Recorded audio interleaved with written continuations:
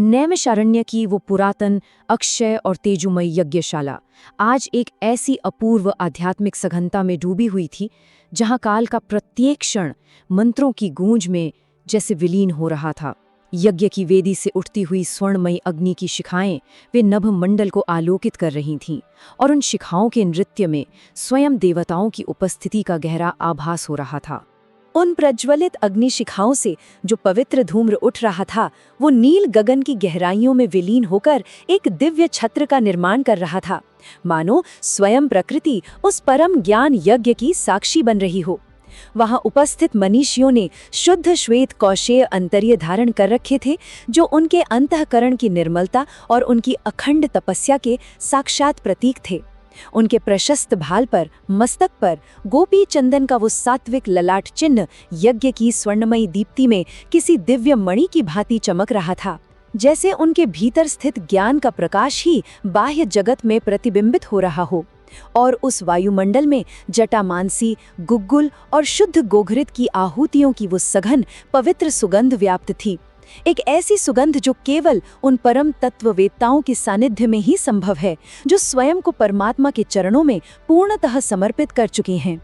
जब श्लोक का ये परम सत्य उस यज्ञशाला में गूंजा, तब वहां उपस्थित प्रत्येक जिज्ञासु के हृदय में उस आत्म साक्षात्कार और उस कैवल्य के शौर्य को जानने की एक तीव्र उत्कंठा जागृत हुई। कैवल्य अर्थात माया के समस्त बंधनों से पूर्णतः मुक्त हो जाने की वो परम अवस्था। इस माया निवृत्ति यानी भ्रम के आवरण को भेदने और स्वरूप प्रतिष्ठा यानी अपने वास्तविक आत्मरूप में स्थित हो जाने के मर्म को समझने के लिए उस महापराक्रमी गाथा की ओर मुड़ना होगा, जहां मिथिला के राजा जनक, जो विदेह कहलाते थे, उन्होंने अष्टवक्र मुनि के सानिध्य में उस सत्य का साक्षात अनुभव किया था। तो ये गाथा उस समय की है जब महाराज जनक अपनी भव्य राजसभा में स्वर्ण सिंहासन पर विराजमान थे। जनक का स्वरूप वो साक्षात सात्विक ओज का एक पुंज था।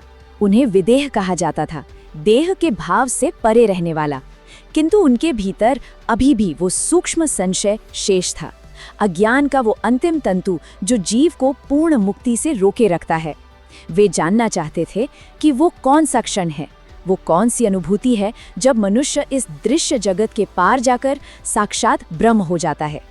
उन्होंने पीत कौशेय अंतर्य धारण कर रखा था, जिसकी रेशमी आभा उनके सात्विक तेज को और भी बढ़ा रही थी।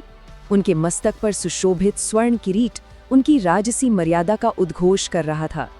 उस किरीट से परावर्तित होता प्रकाश सभा को आलोकित तो कर रहा था, परंतु उसके भार के नीचे एक गहरा अनुत्तरित प्रश्न छिपा था।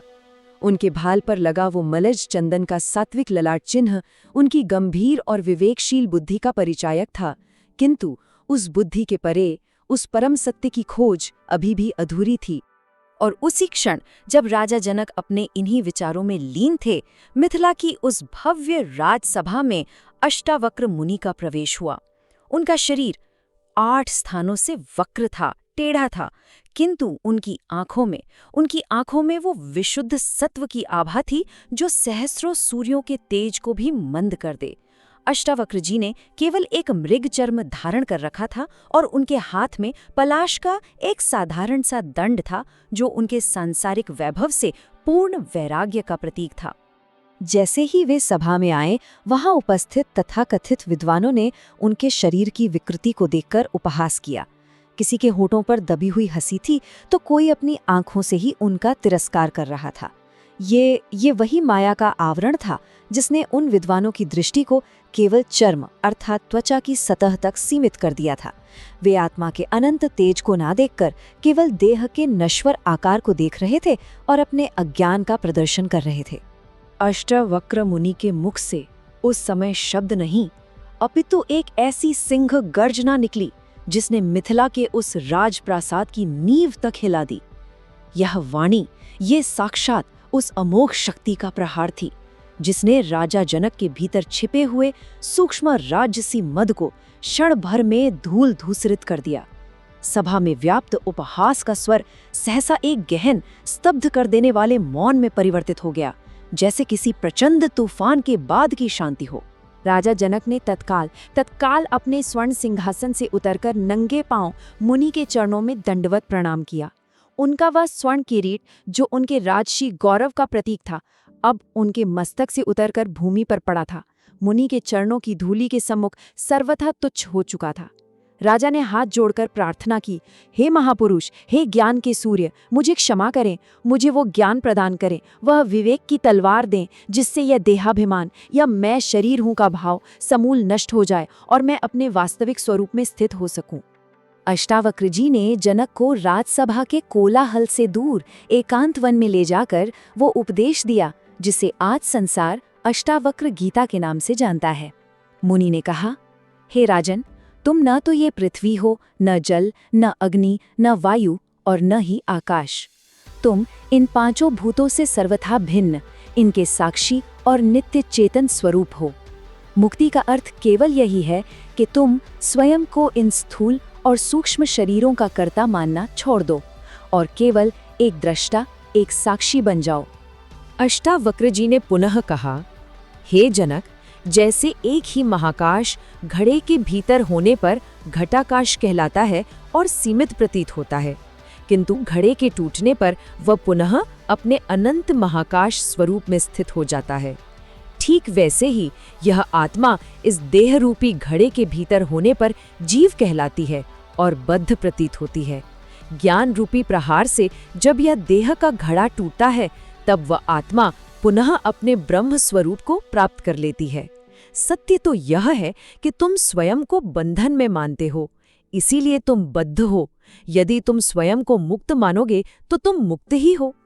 यह वाणी, यह साक्षात उस महिमा का उद्घाटन थी जिसकी चर्चा नैमिषारण्य के उस श्लोक में की गई थी। राजा जनक ने अपनी आंखें बंद की और उस केवल साक्षी चेतन स्वरूप का ध्यान किया। अचानक जनक को ऐसा आभास हुआ मानो उनका वो भारी राजसी आवरण, उनका अहंकार जिसे वे वर्षों से धारण किए हुए थे, वो एक भारी कवच की भांति मोम के समान पिघल रहा है।